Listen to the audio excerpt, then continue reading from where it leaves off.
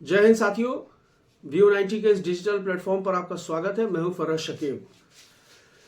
नारा 400 पार का भले ही चल रहा है, लेकिन यह 400 पार आएगा कहां से, इसकी रूपरेखा तैयार करने में भारतीय जनता पार्टी के शीर्ष नेतृत्व के पसीने छूट रहे हैं। सबसे ज्यादा मामला बिहार और महाराष्ट्र में फंसा हुआ है। महाराष्ट्र में भारतीय जनता पार्टी ने शिवसेना और एनसीपी को तोड़ तो लिया है,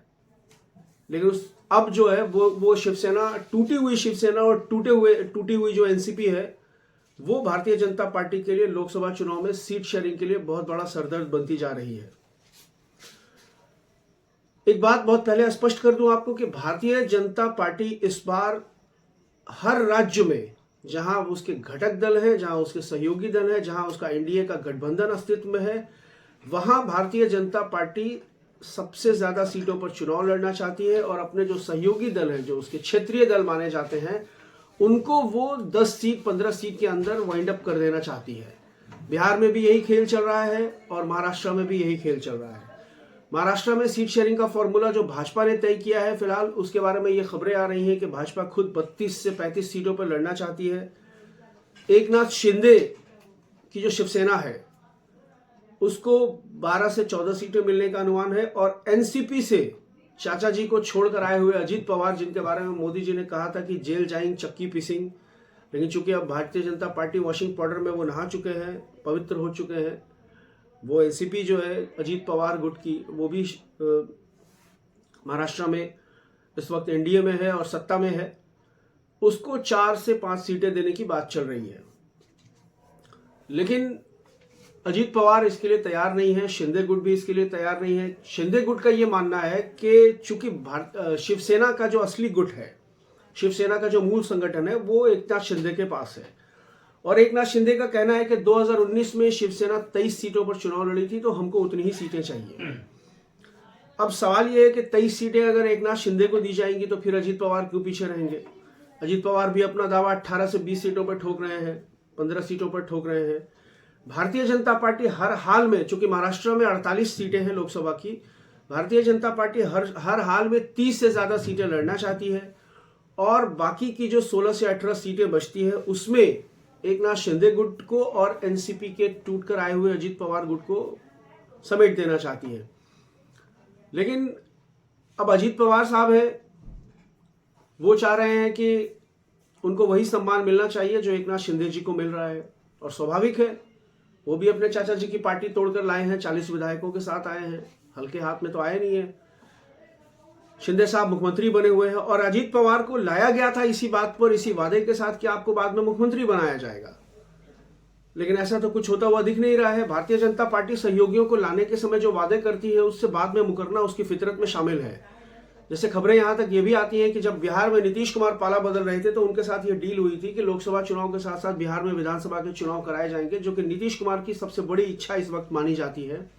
लेकिन अब उसके बारे में खबरें आती हैं कि भारतीय जनता पार्टी नीतीश जी को अपने साथ लाने के बाद जो उस वक्त डील हुई थी कि वो कैबिनेट की बैठक बुलाकर विधानसभा भंग करने की सिफारिश करेगी राज्यपाल के सामने, भारतीय जनता पार्टी उसमें पूरा सहयोग करेगी, अब वो उससे पीछे हटती हुई, पीछे मुकरती हुई नजर आ रही है। अजीत पवार साहब के साथ भी यही हो रहा है। तो अब अंदर खाने की जो खबर आ रही है कि अजीत पवार साहब की घर वापसी हो सकती है, वो फिर अपने चाचा के पास वापस जा सकते हैं, वहां गुंजाइश बहुत है, वहां स्कोप ज्यादा है। महावंचित महाविकास आघाड़ी जो इस वक्त विपक्ष में है, जिसमें कांग्रेस है और जो उद्धव गुट की शिवसेना है और शरद पवार साहब की जो एनसीपी है, उसके जो तमाम लोग हैं महाविकास आघाड़ी में जो अभी फिलहाल विपक्ष में है, उनके सीट शेयरिंग का फॉर्मूला बनता हुआ दिख रहा है कि कांग्रेस 18 सीटों पर चुनाव लड़ने जा रही है। शिवसेना का जो उद्धव गुट है वो 20 सीटों पर तकरीबन चुनाव लड़ना चाह रहा है, 20 सीटों पर चुनाव लड़ेगा और एनसीपी जो शरद पवार साहब की एनसीपी है उसको जो है वो 10 सीटें देने की बात चल रही है। अब इसमें प्रकाश अंबेडकर साहब भी हैं, जो बाबा साहब डॉक्टर भीमराव अंबेडकर के पोते हैं, उनकी भी एक पार्टी है, शायद उसका नाम है महाविकास बहुजन आघाड़ी, इस तरह से कुछ नाम है उस पार्टी का। प्रकाश अंबेडकर साहब पहले भी चुनाव लड़ चुके हैं, पिछले साल 2019 में बताया जाता है कि वो 47 सीटों पर चुनाव लड़े थे अकेले और तकरीबन उनका जो वोट शेयरिंग रहा था वो तकरीबन 7% के आसपास रहा था। तो प्रकाश अंबेडकर साहब अभी तक तो एमवीए यानी इंडिया गठबंधन के साथ हैं, जो महाराष्ट्र में जिसका स्वरूप महावंचित महाविकास आघाड़ी के तौर पर है। प्रकाश अंबेडकर साहब ने 27 सीटों पर अपना दावा ठोक दिया है उधर महाविकास आघाड़ी यानी इंडिया गठबंधन जिसको हम बोलते हैं राष्ट्रीय स्तर पर, राष्ट्रीय फलक पर। लेकिन मुझे लगता नहीं है कि उनको इतनी सीटें मिलेंगी। उनको 2 सीटों पर देने की बात चल रही है, 2 सीटें देने पर उनको विचार किया जा रहा है। और वो जो 2 सीटें हैं वो शिवसेना, उद्धव गुट की जो शिवसेना है वो अपने पाले से, अपने हिस्से से 2 सीटें उनको देने पर तैयार भी है। फिलहाल इस पर मंथन चल रहा है, लेकिन इधर बहुत ज्यादा माथापच्ची नहीं है, इधर बहुत ज्यादा जूतम पैजार की स्थिति नहीं है। और अंदाजा लोग लगा रहे हैं कि प्रकाश अंबेडकर साहब मान जाएंगे, या बहुत होगा तो उनको 1 सीट और 3 सीट पर उनको राजी कर लिया जाएगा।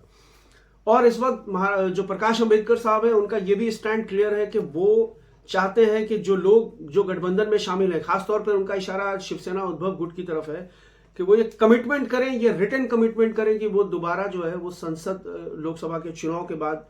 वो फिर भारतीय जनता पार्टी के साथ अपना गठबंधन रिवाइवल नहीं करेंगे, वापस नहीं जाएंगे। यानी वो सामाजिक न्याय की जो लड़ाई है जिसको राहुल गांधी भी आवाज दे रहे हैं, बिहार में तेजस्वी यादव उसके मुखौटा बने हुए हैं, उसके फेस बने हुए हैं, उसको वहां मूल रूप से प्रकाश अंबेडकर साहब जो है वो लड़ाई लड़ रहे हैं, उस लड़ाई को। और इसमें कहीं कोई शक नहीं है, वो जिस विरासत को संभाल रहे हैं वाकई वो सामाजिक न्याय की विरासत है। लेकिन अब उस विचार के साथ वो कितने देर तक न्याय स्थापित कर पाते हैं, कितनी दिनों तक वो इंसाफ कर पाते हैं, ये भी देखना बहुत दिलचस्प है। लेकिन फिलहाल वो महागठबंधन में बने हुए हैं, इंडिया गठबंधन में बने हुए हैं। दावा जरूर उनका 27 सीटों पर है, लेकिन अनुमान है कि उनको 2 से 3 सीटों पर राजी कर लिया जाएगा। स्थिति इधर खराब है एनडीए में। एनसीपी में जो अजीत पवार साहब की जो एनसीपी है वो अलग तैयार बैठी है कि अगर उनको बराबर का मान सम्मान नहीं मिलेगा तो उसके लिए विकल्प खुले हुए हैं। क्योंकि जब एनसीपी से अजीत पवार साहब बगावत कर रहे थे चाचा की एनसीपी से, और वो जब